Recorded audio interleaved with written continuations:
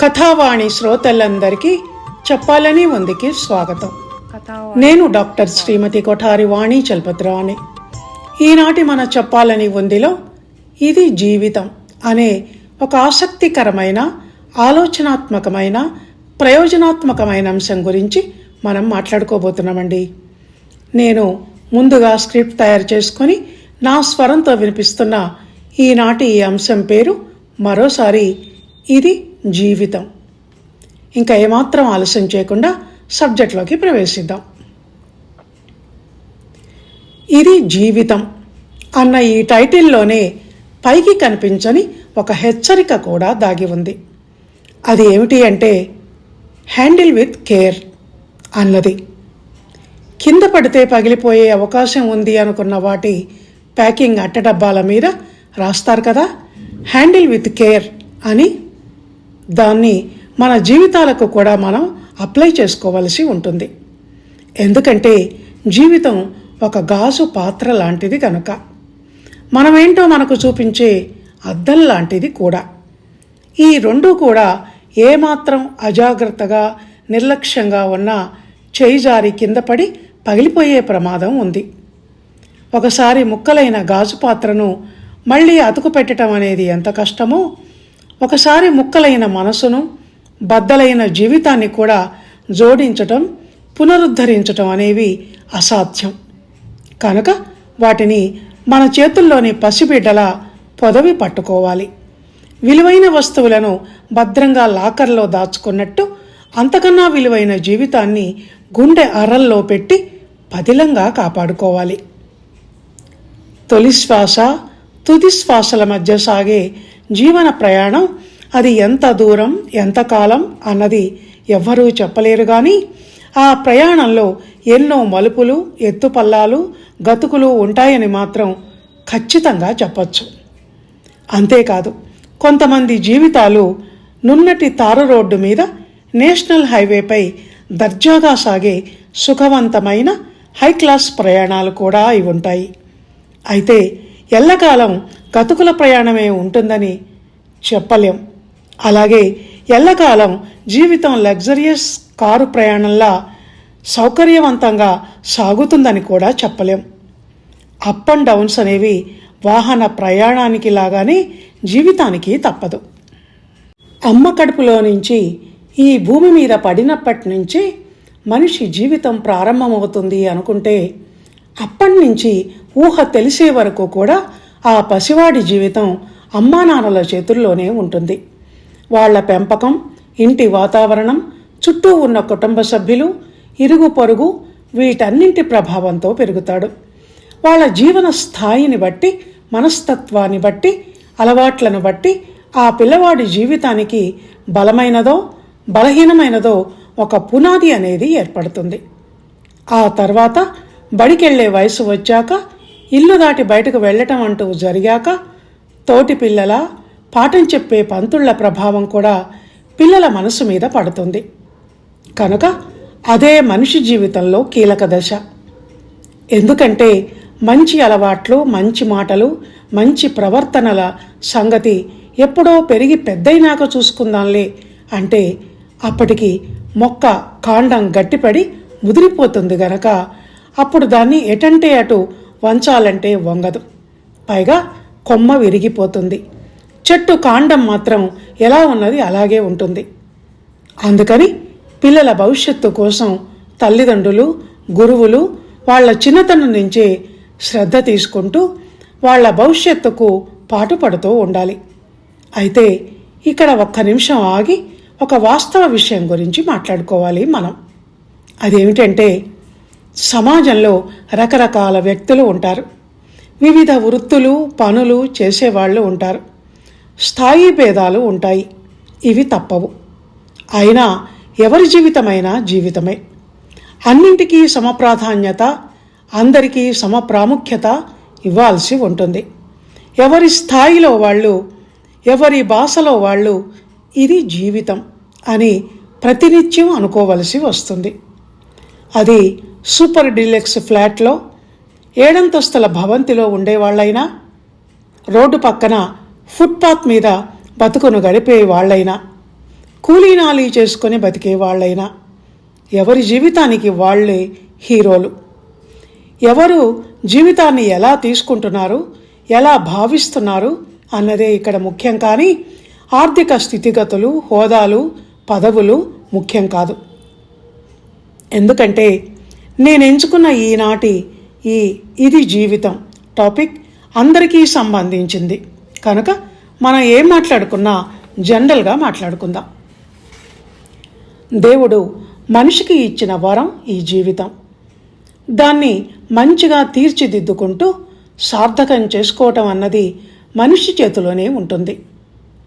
మూడొంతులు తన జీవితానికి మనిషి తనే బాధ్యుడు. ఒక వంతు మాత్రమే విధి, కర్మ, అదృష్ట దురదృష్టాలు అన్న మానవాతీత శక్తి చేతిలో ఉంటాయి.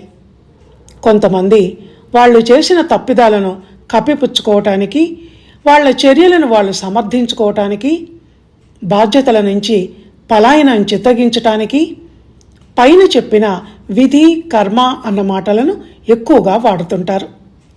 తమ తప్పును వేరే వాళ్ళ మీదికి వేయటానికి, తనలాంటి తప్పే చేసిన మనుషులను ఉదాహరణగా చూపించి వాళ్ళు చేయలేదా, నేను చేస్తే తప్పేంటి అని ప్రశ్నిస్తారు. వితండవాదన చేస్తారు. లేక వక్రభాష్యాలతో తప్పును ఒప్పుగా చిత్రించే మొండివాదనను చేస్తారు. అందుకే కొంతమంది జీవితం ఎప్పుడూ తప్పుల తడకే. ఒక తప్పు 100 తప్పులకు దారి తీసినట్టు తప్పు మీద తప్పు చేస్తూ పోవటం, ఆ తప్పును దిద్దుకోవటానికి ప్రయత్నాలు చేస్తుండటం, ఇదే ఇక బ్రతుకంతా. నేరపూరిత మనస్తత్వాలతో జీవితాలను గడిపేవాళ్ళు అంతే. నేరం మీద నేరం అలా చేస్తూనే ఉంటారు. ఇది తప్పు అన్న ఆలోచన వీళ్లకు రాదా అని ఒప్పులు చేసేవాళ్లకు అనిపిస్తుందేమో కానీ వాళ్లకు కాదు. అదో అలవాటుగా మారిపోతుంది.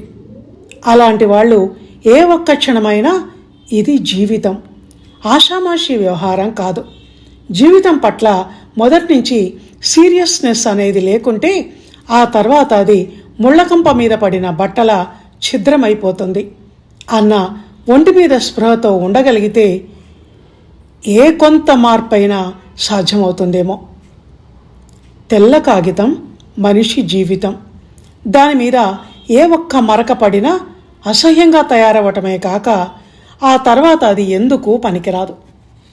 ఈ విషయం తెలిసిన వాళ్ళు అందమైన జీవితాన్ని కావ్యంగా మలుచుకుంటారు. ఖాళీగా ఉండనివ్వరు, నల్లటి ఇంకు మరకల్ని పడనివ్వరు. జీవితంలో ఎన్నో దశలు ఉంటాయి. ఒక్కో దశలో ఒక్కో ఆనందం, ఒక్కో అనుభవం, ఒక్కో తప్పుకు ఆస్కారం ఉంటుంది. కౌమార ప్రాయంలో ఉండే పిల్లలకు జీవితం అంటే ఏమిటో తెలియదు. తెలిసి తెలియని అమాయకత్వం, వీటి మూలంగా ఒక్కోసారి ఎవరి ట్రాప్లోనో అవలీలగా పడి ప్రమాదం అంచుల దాకా వెళుతుంటారు. ప్రేమలు, మోసాలు, భగ్న ప్రేమలు, దురలవాట్లు, వీటి బారిన పడే వయస్సు అది. ఒక సిగరెట్ను జస్ట్ ఎలా ఉంటుందో చూద్దాం అని పెదవుల మధ్య పెట్టుకొని పీల్చాడంటే ఇక అంతే. ఆ తర్వాత అదే పెద్ద భూతమై జీవితాన్ని పట్టి పీడిస్తుంది. ఆవేశం తప్ప జీవితం పట్ల అవగాహన, అనుభవం లేని వయసు కనుక చిన్న కష్టాన్ని కూడా తట్టుకోలేక ఆత్మహత్యల దాకా వెళుతుంటారు యువత. అందుకే నేను ప్రారంభంలో అంది, జీవిత ప్రారంభ దశలోనే పిల్లలకు కష్టపడే తత్వాన్ని, కష్టం వచ్చినప్పుడు తట్టుకునే సహనశక్తిని పాఠాలుగా, నీతి కథలుగా చెప్తూ అందుకు వాళ్ళను సిద్ధం చేయాలి అని. జీవితంలో ఏదైనా అనివార్య పరిస్థితుల వల్ల ఒక తలుపు మూసుకొని పోతే మరోవైపు మరో తలుపు తప్పక తెరుచుకుంటుంది అని. ప్రతి పనికి, వస్తువుకు, చర్యకు ఎక్కడో అక్కడ తప్పక ప్రత్యామ్నాయాలు ఉంటాయి. కాకుంటే అటు దృష్టి సారించరు యువత. అంతే, వాళ్ళు అనుకున్నదే కావాలన్న పట్టుదలతో ఉంటారు.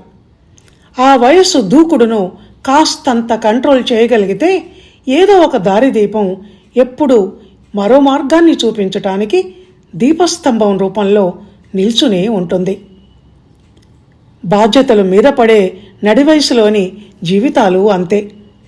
అందరి జీవితాలు వడ్డించిన విస్తర్లు కావు. క్రింది తరగతి మధ్యతరగతి జీవితాలైతే అస్సలు కావు.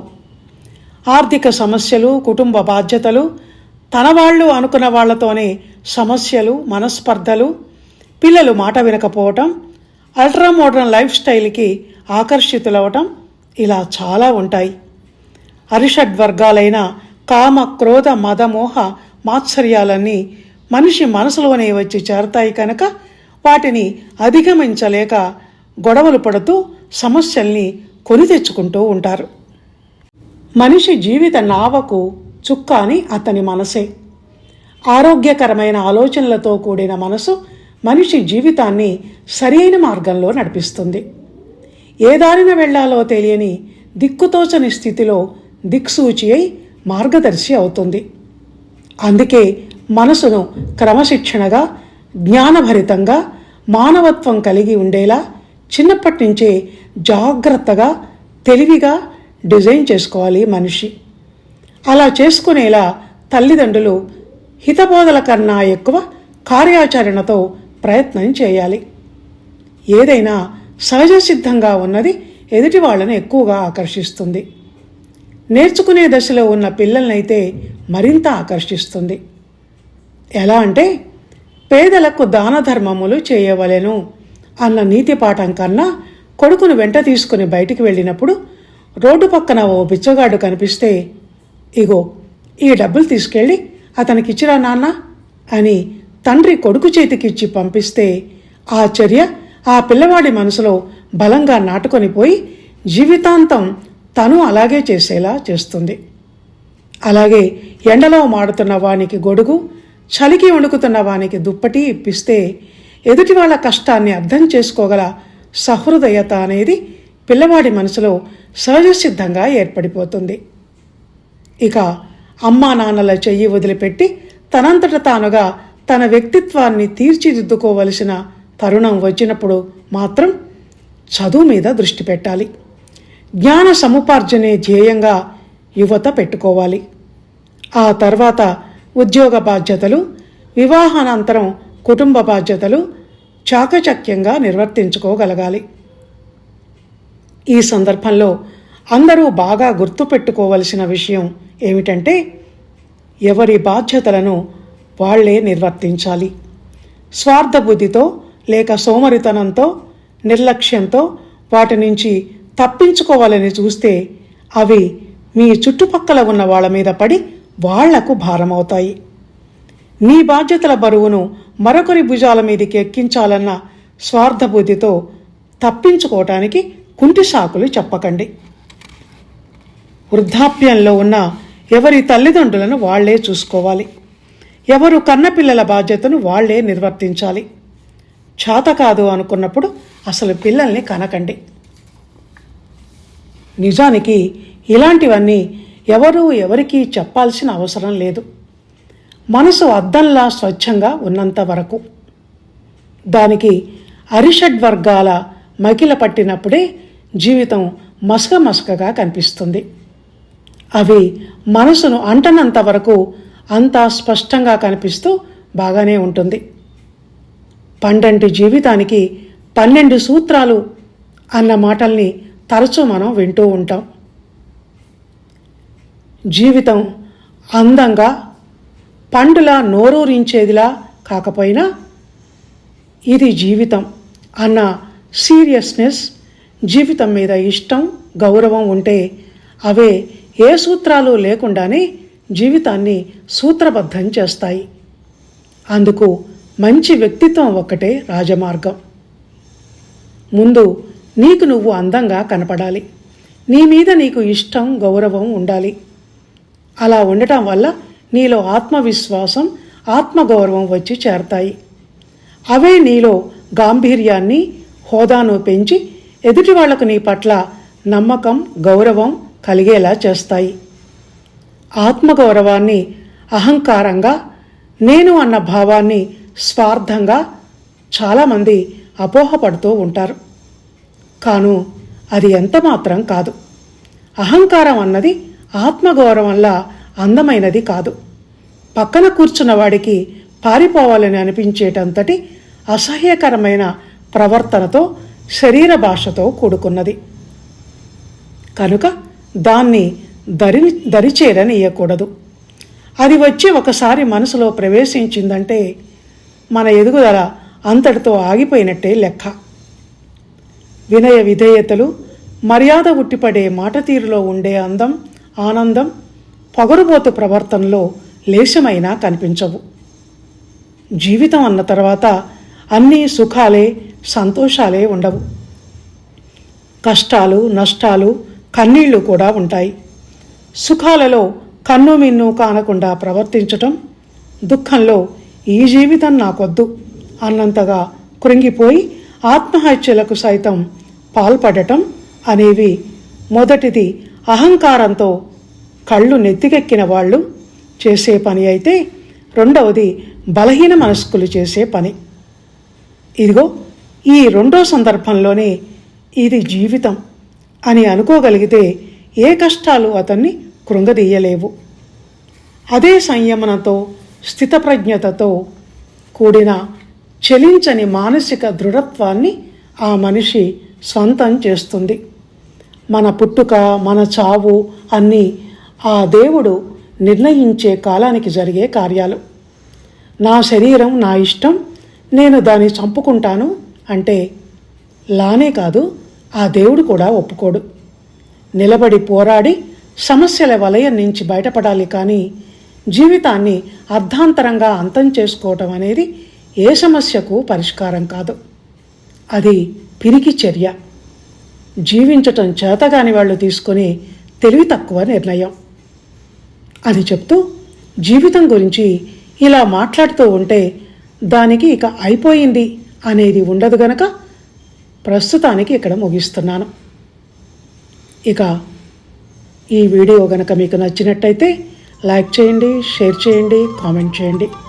మళ్ళీ వచ్చే వారం మరో మంచి టాపిక్తో కలుసుకుందాం. అందాక సెలవు. ధన్యవాదాలు.